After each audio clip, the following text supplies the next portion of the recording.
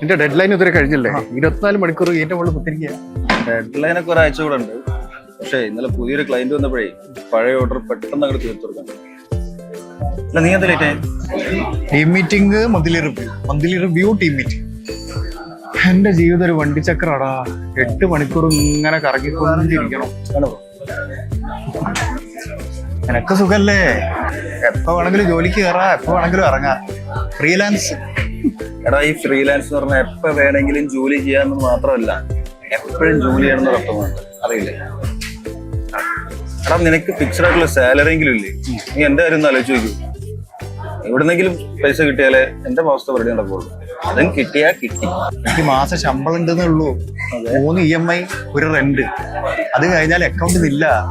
എനിക്ക് അങ്ങനെയല്ലല്ലോ, എപ്പോ വേണമെങ്കിലും അക്കൗണ്ടിലേക്ക് കയറൂലേ. അതിന്റെ പുറമെ ഇന്നലെ ഒരു ന്യൂ ജനറേഷൻ ബാങ്കിൽ നിന്ന് ഒരു message, you are eligible for car loan. എന്തെടുക്കാൻ ഇനി അതിന്റെ ഒരു കുറവും കൂടെ ഉള്ളൂ. എന്നാലും അളിയാ, നിന്റെ ഈ ഫ്രീഡം കാണുമ്പോഴാണ് അതാണ് എനിക്ക് അസൂയ. എടാ എന്തൊക്കെ പറഞ്ഞാലും നിനക്കൊരു സേഫ്റ്റി നെറ്റ് ഇല്ലേ?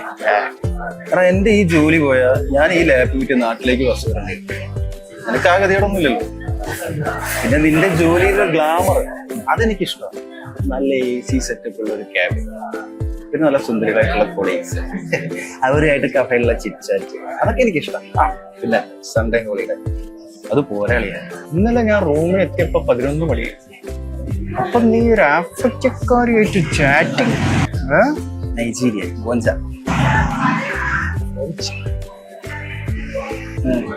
നമ്മൾ ഈ പരസ്പരം അങ്ങോട്ടും ഇങ്ങോട്ടും നോക്കുമ്പോ ഒരു കൊതിയൊക്കെ തോന്നില്ലേ?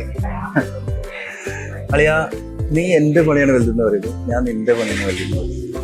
സത്യം പറഞ്ഞാ രണ്ടാണേലും പണിയല്ലേ. നമുക്കേ ഈ ടെൻഷൻ മാറ്റാൻ ഓരോ ചായ കുടിച്ചാലോ? ആവാം. ബ്രോ എന്റെ ചായ ഒന്ന് വിത്തോട്ടെ. പുതുപുത്തൻ ലോകം, ജനറേഷൻ തോറും മാറും പുതുലോകം.